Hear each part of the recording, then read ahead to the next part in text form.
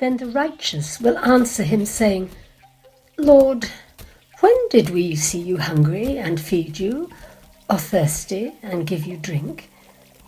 And when did we see you a stranger and welcome you, or naked and clothe you? And when did we see you sick or in prison and visit you? And the king will answer them, Truly, I say to you, as you did it to one of the least of these my brothers, you did it to me.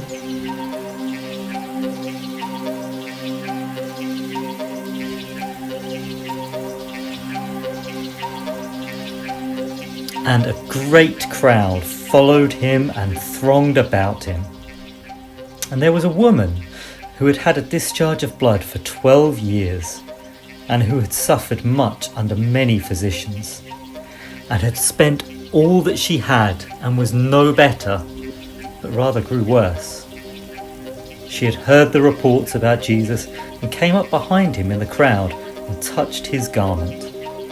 For she said, If I touch even his garments, I will be made well. And immediately the flow of blood dried up, and she felt in her body that she was healed of her disease.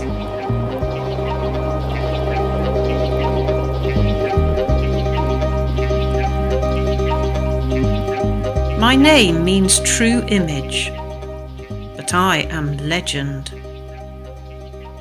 I wiped the face of Jesus of blood and sweat as he carried his cross. When I looked at the cloth I had used, it bore a perfect imprint of his face. Is this possible?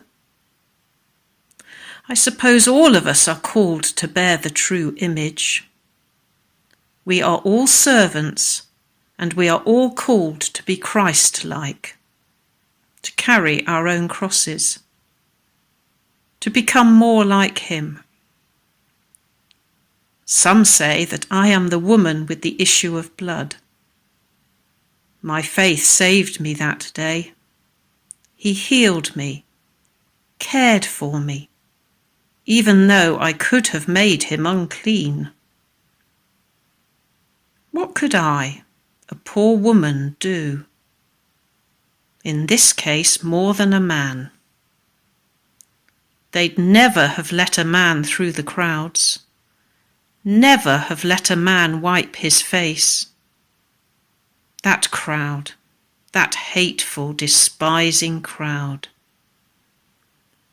A few days before they cheered for him, all that dancing and carrying on. How quickly it can turn. How fickle they are. Hard faces, eyes that lusted for blood, that enjoyed seeing a weaker person suffer. And the arrogant soldiers too, flexing their muscles, showing off to the girls, beating the crowds with sticks. He stumbled, and I saw my chance.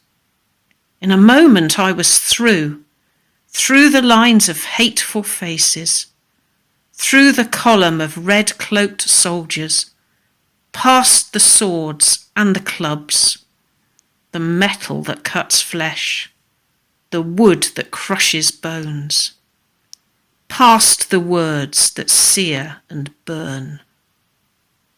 I took off my headscarf and held his head in my arms, wiping away the blood as much as I could. I held him close to my breast, like a mother with her child, cradling him in the midst of all that horror, a moment that seemed like an eternity. I could no longer hear their voices. I just saw the man who had cured the sick, given people back their sight, let them walk again, the man who had made me whole. For as long as I could, I held him, And then they pushed me aside, down onto the road, under the feet of that crowd. If it hadn't been for a kind man who hauled me up, I'd have been crushed. I recognised him, a young man. I knew he was one of his band, one that was close to him. For the least, he said, as he led me to safety. He even managed a half smile, though his face was full of sorrow. Then he was gone, up on the hill, following his master to his inevitable end. I sat by the side of the road, holding my headscarf in my hands, and wept. Who was he? He is the one whose imprint and image I bear.